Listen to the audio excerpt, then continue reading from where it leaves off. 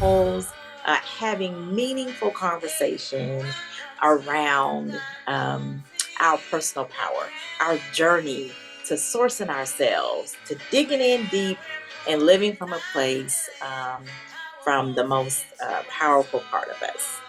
So, I want to give a disclaimer, and that is I am a licensed clinical social worker.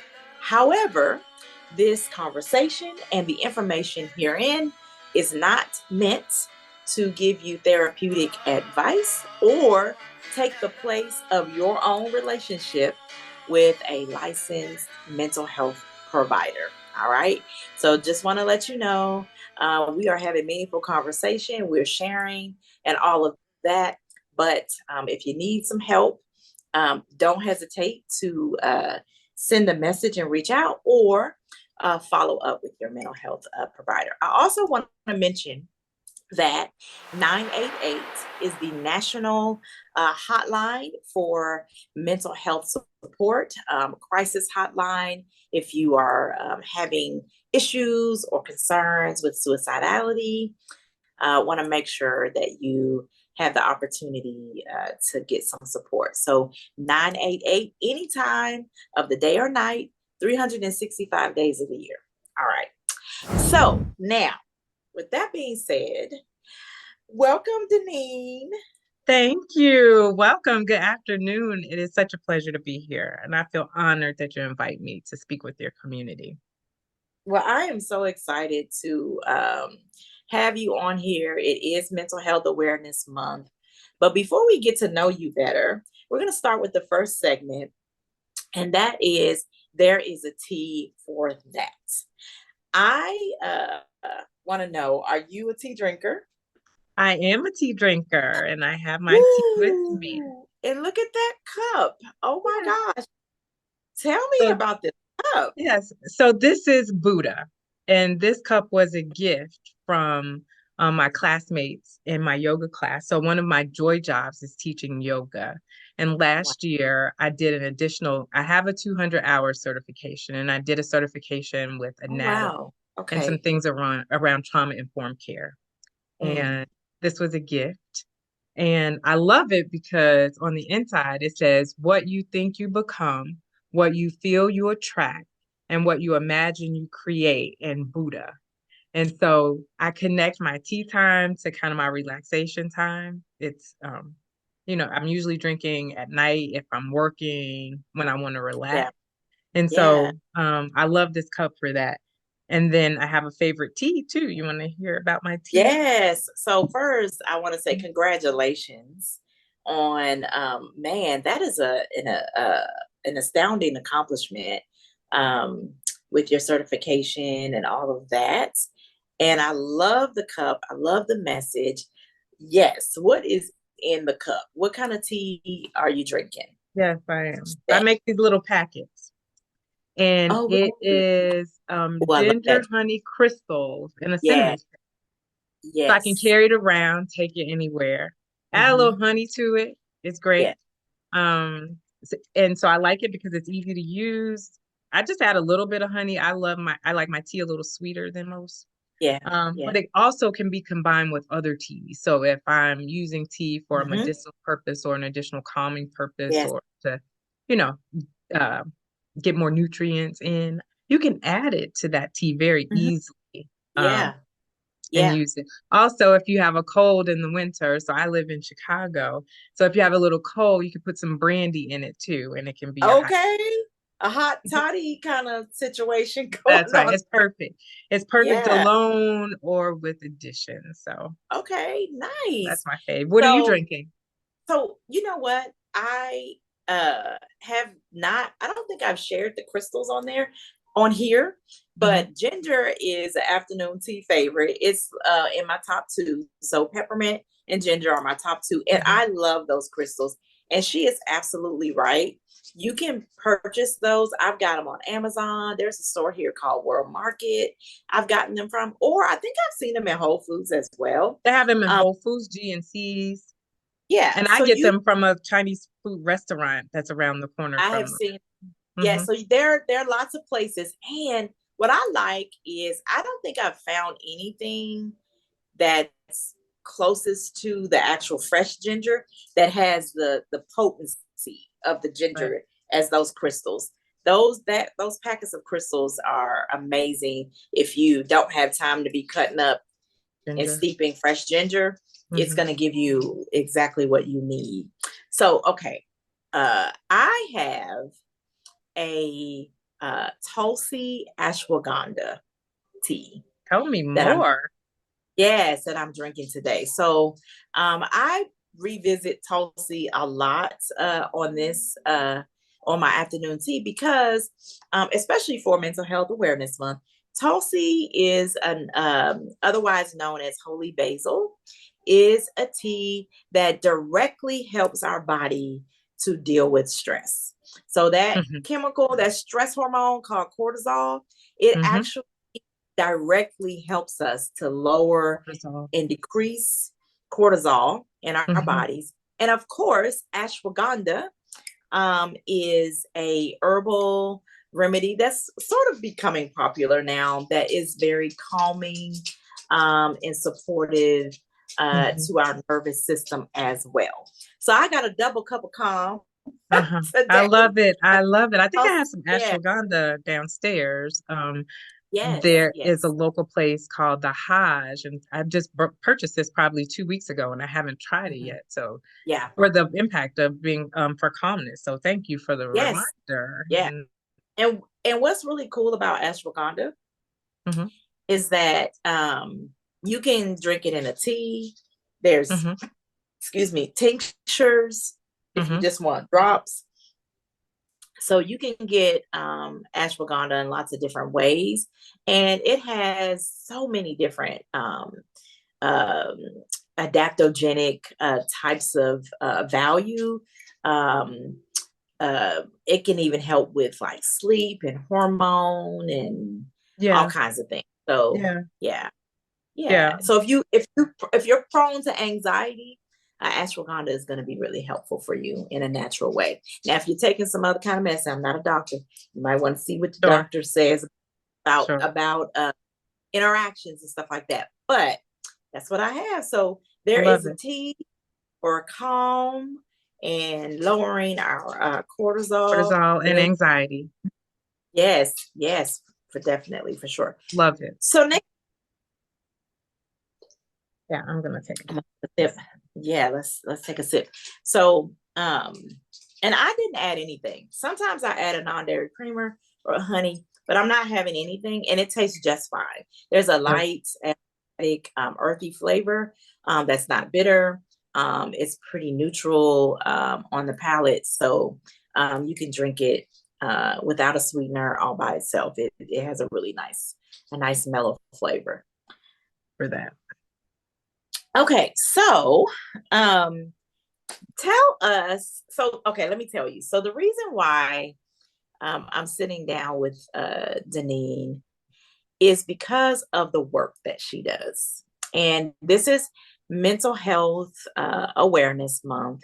And so I asked her to come on here because of the work that she does around trauma, but she specifically has some focus on our mental health when it comes to the workplace and all of that.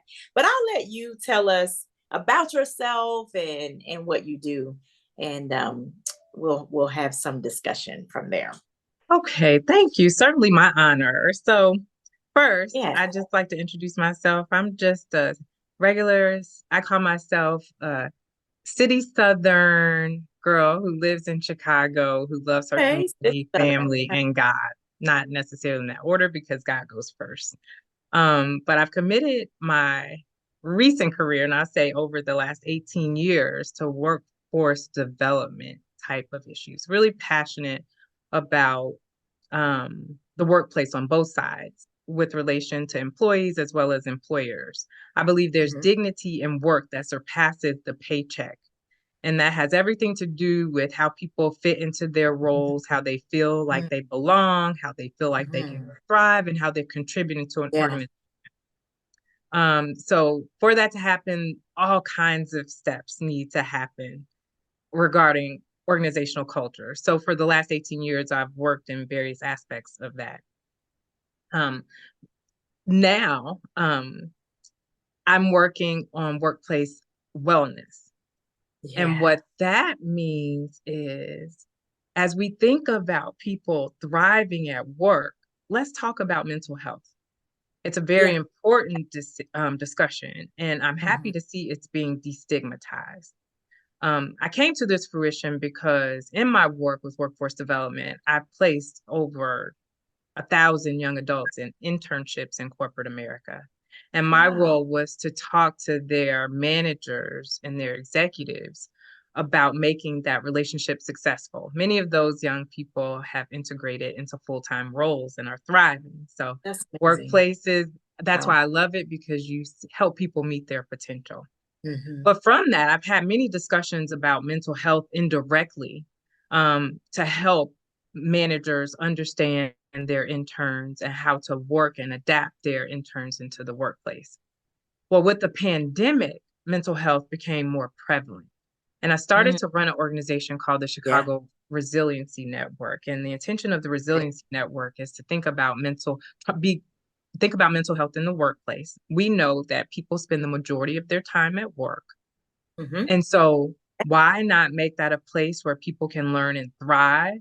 But also, people spend a lot of time at work. That's where a lot of people are traumatized for various Okay. reasons.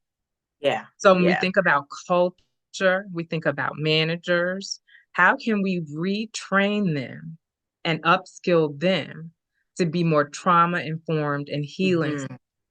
Because often when it relates to trauma, the traumas that we all deal with, personal, we have macro things in our environment we're dealing with.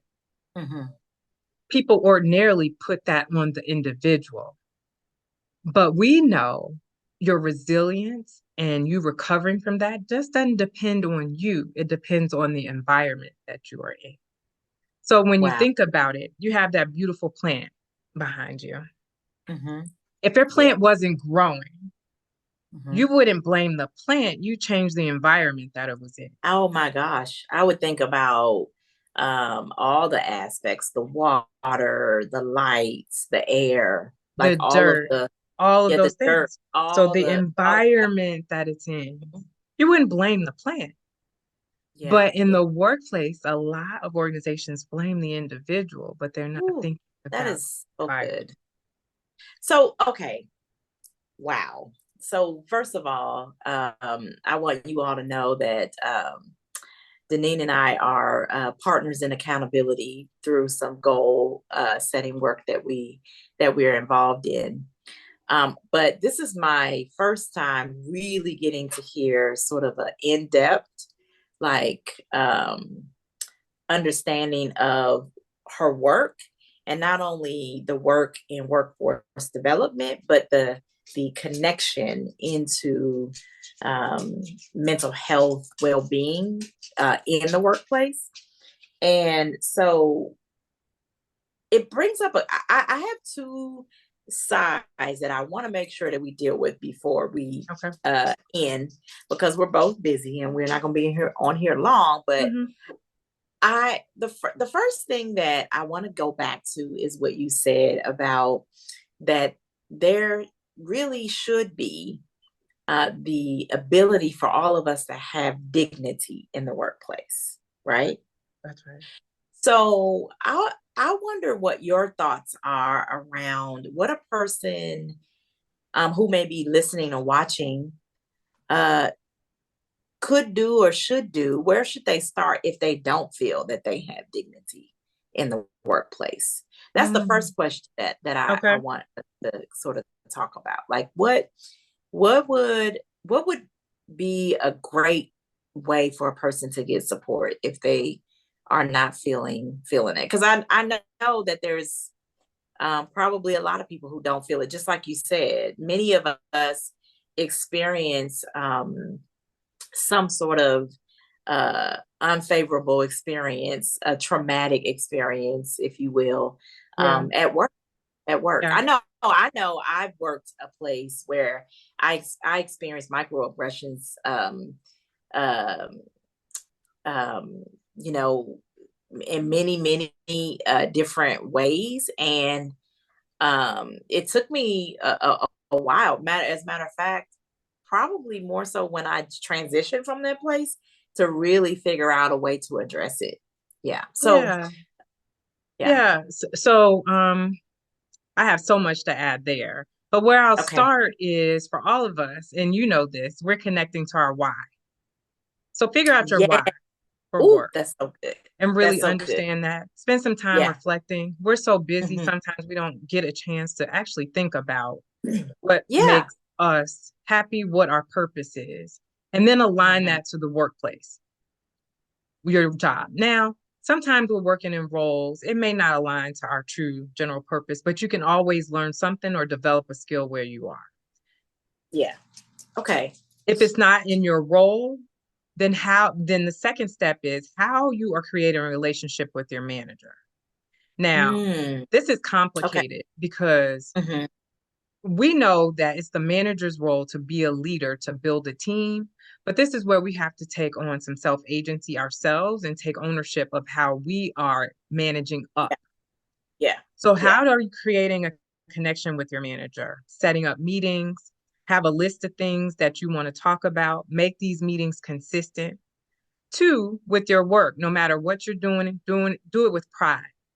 Make sure Yeah. you're on those hard skills. So do your work Yeah. well, but then Yeah. develop your soft skills. Do you smile at work? Do you say hello to people? Are you on Mhm. time? Does your work emit quality in what you're doing? Have some pride about Yeah. your work. All of Yeah. those things help you form relationships. I say in Yeah. any job, we start off at zero, but what we do those first 30, 60, 90 days kind of sets Yeah. the tone with our new team. So set up good habits. If you've been on your job forever, it's never too late to start over. And then it comes to having some honest conversations with your manager, asking for feedback.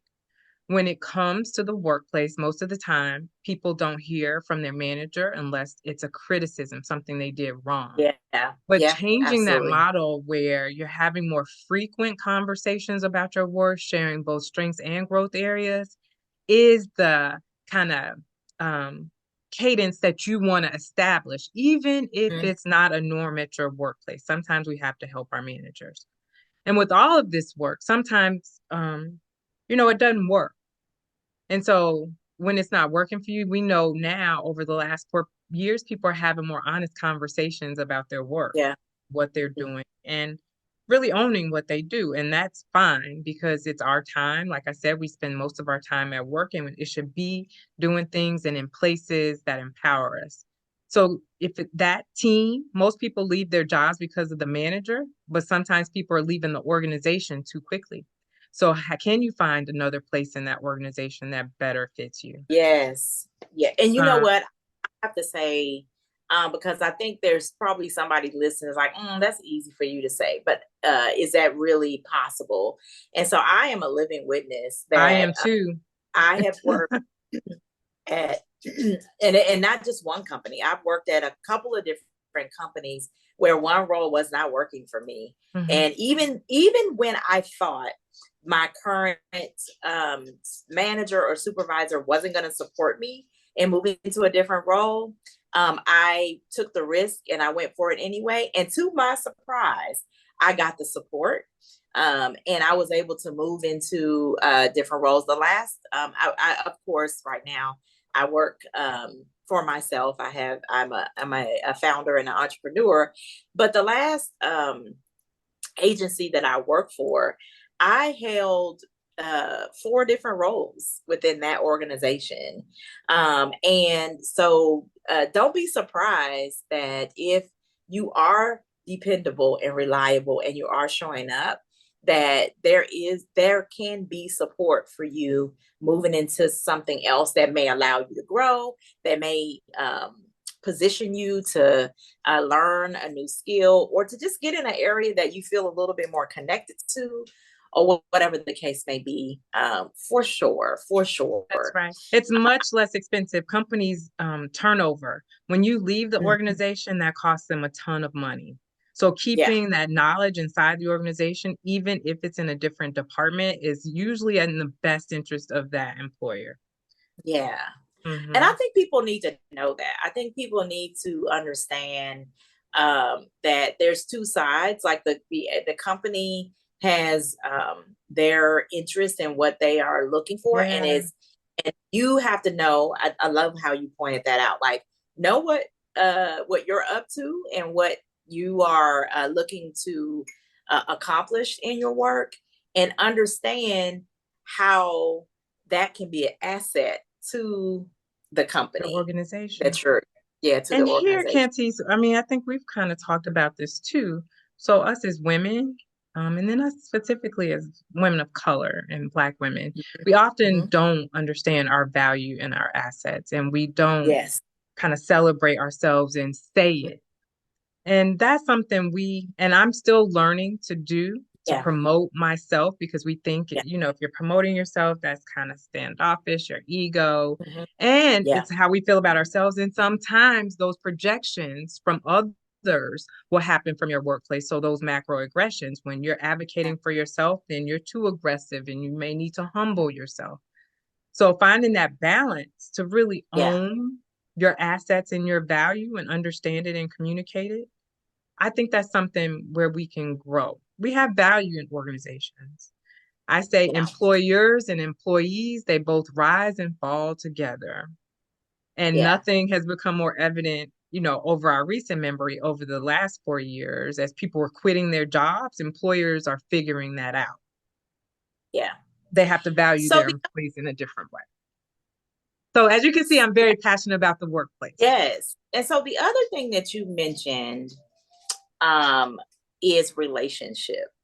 Mhm. And I do believe that as we're talking about like mental health awareness and all of that, a large part of our emotional, psychological, spiritual well being has to do with relationships.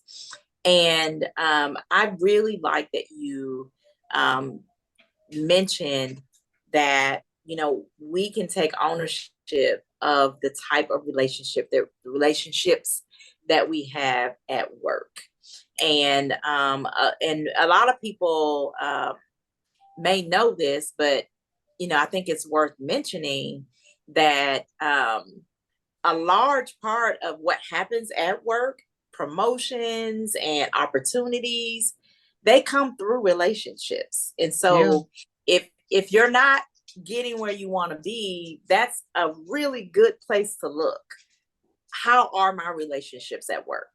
Yeah. Oh, absolutely. And I can't remember the statistic now, but it's pretty high. Like 70% of what happens with your career happens when you're not in the room, meaning Oh, people are talking about you. yeah. How are people talking about you when you're not Yeah. there?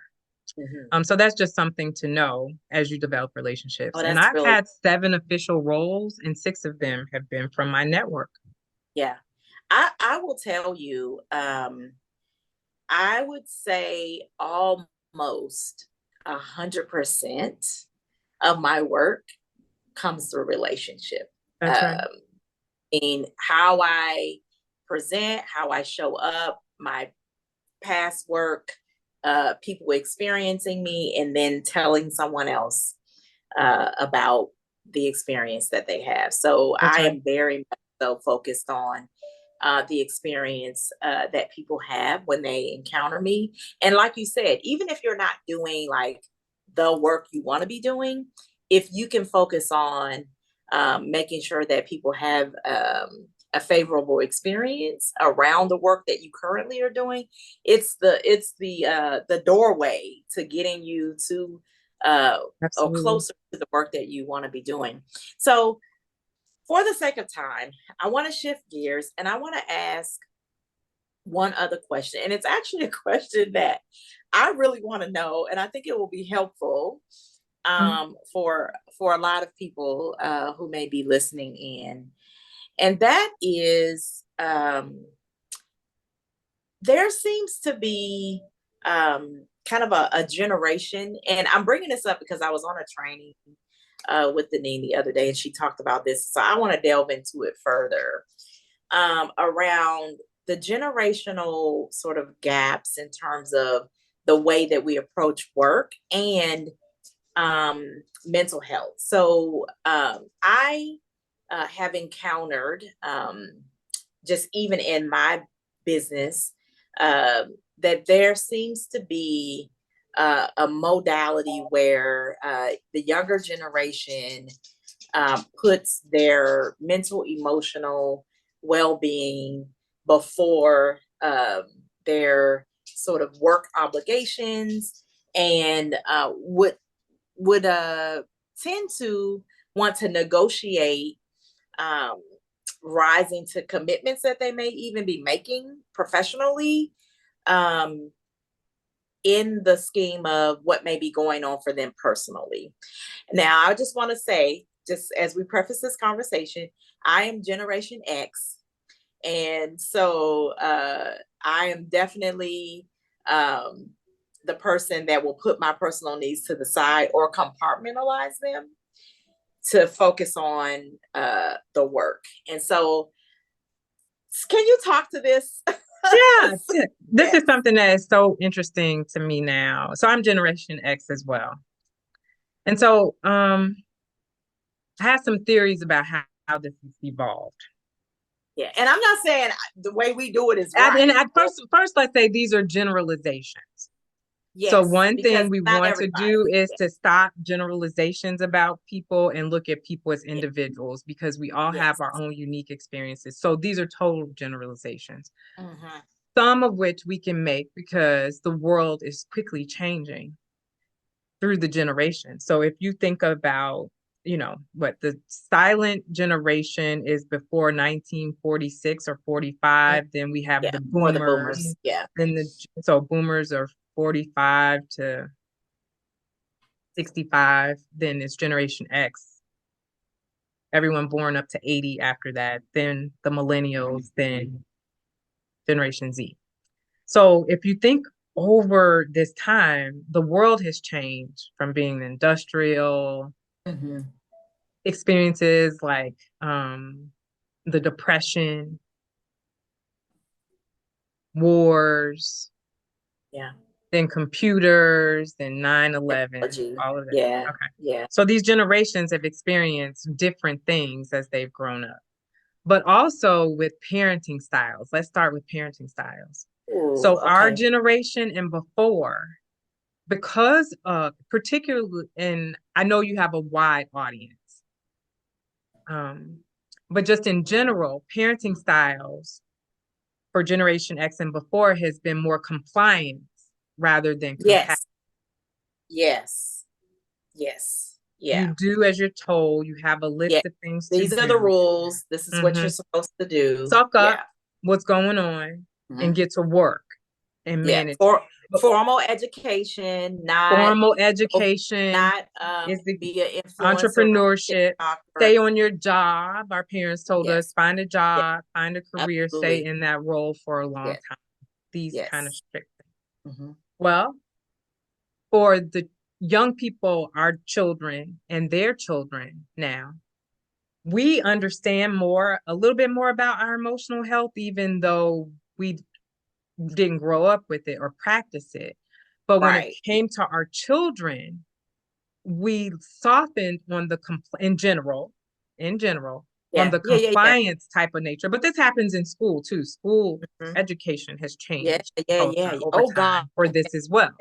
So Oh, this is these so children good. are so we are in the middle of compliance and compassion, but our children are leaning more towards compassion for Yes. millennials and even more Yeah. for Gen See. Z. So when it comes to education in the workplace, that's where this balanced feedback comes from. You got to tell them their strengths and their growth areas. Our parents told us you're doing this wrong. But Yeah. now it's like you kind of Yeah. got to say what you're doing good and then transition that on where you can grow. It's a gift. And you have to be Hmm. more mindful. So that's how we're getting to workplaces where, one, with behavior and expectations with work, some of that has shifted. And then two, with technology.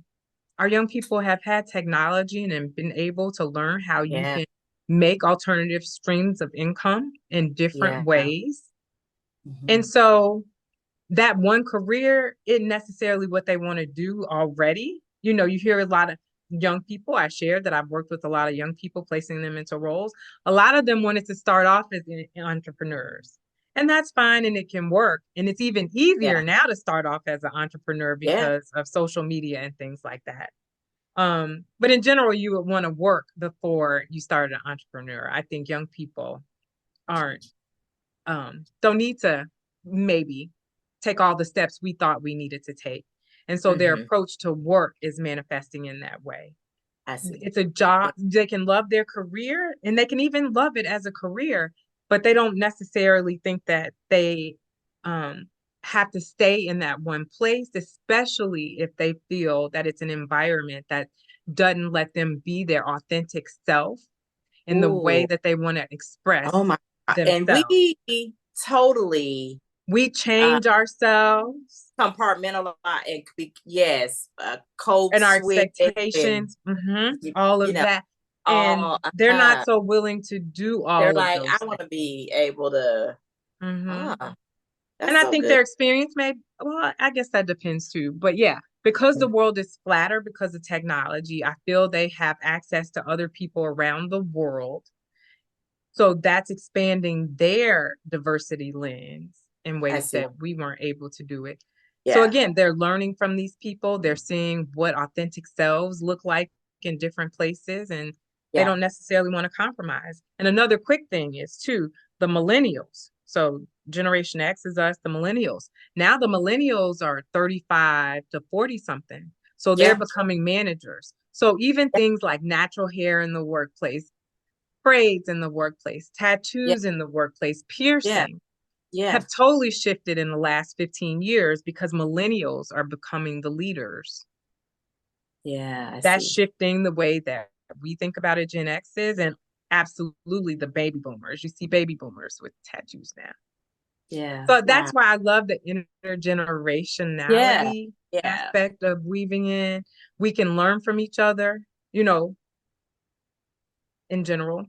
You know, people Yeah. are individuals with different skill sets, but we have so much to learn from each other if we're more thoughtful. And so workplace is becoming more thoughtful about creating these cultures and opportunities for intertwining the generations is something that I'm Well, I just absolutely love the work that you're doing. And I thank you for just taking the moment to for us to chat and let people hear a little bit about what you do, but also give us some nuggets of information that can help us on our journey. Because you're right. I think it's interesting how we have more generations all at once, Mhm. still in the workforce because people are working longer.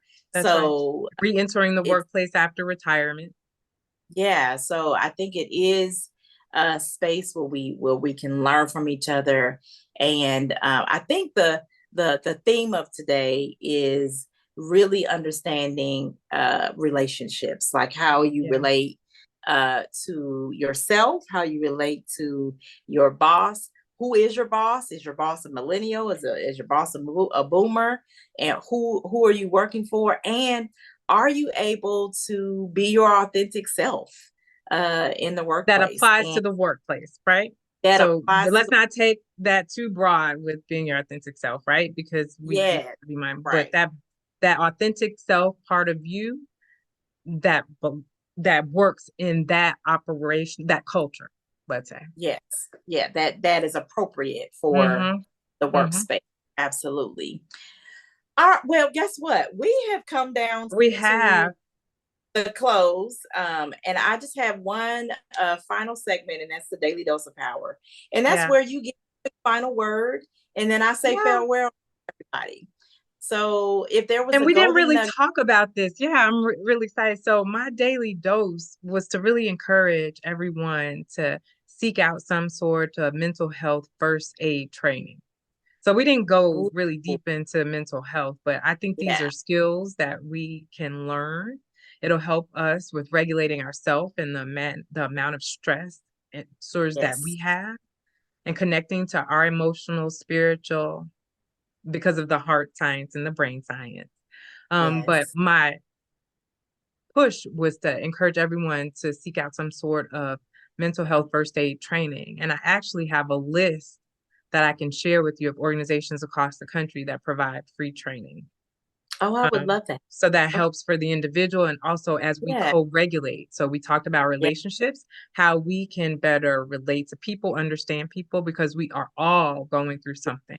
I also always say we may not all have a mental health diagnosis, and if we do, it's okay. I have a therapist that I've been seeing for Yes. 14 years now, right? Um, your mental health is a part of your wealth. So but if Yes. not, if you haven't had to go that deep or gone that deep before, we all have mental health needs. So learning skills that help us adapt to the challenges and stressors that we have every day in our personal lives and in our professional and external lives is a skill that I think we need now more than ever. Yes, indeed. I always say mental health is health. Mhm. We have many different aspects of our health, and mental, emotional, spiritual health is one of them. That's right. And just like we take care of our bodies and all its physical glory, we also need to take care of the invisible aspects of us, because it all works together. So I Right. do appreciate that. And yes, I have promised that I will share some resources. So I'm grateful for those Okay. resources that you will share. And so, guess what? Thank you so much for taking the time to Thank you, listening. Cantiese. I just honor you and all the work that you're doing. And I feel like we're going to have you back because we didn't even get to talk about like trauma and all that. I think we That's we we gotta come back another time. But I just want to say, maybe I am enough in me connect ever so gently with the I am enough in you. Until next time, be kind to yourself. Mwah. Take care. namaste. Namaste. Namaste. Namaste.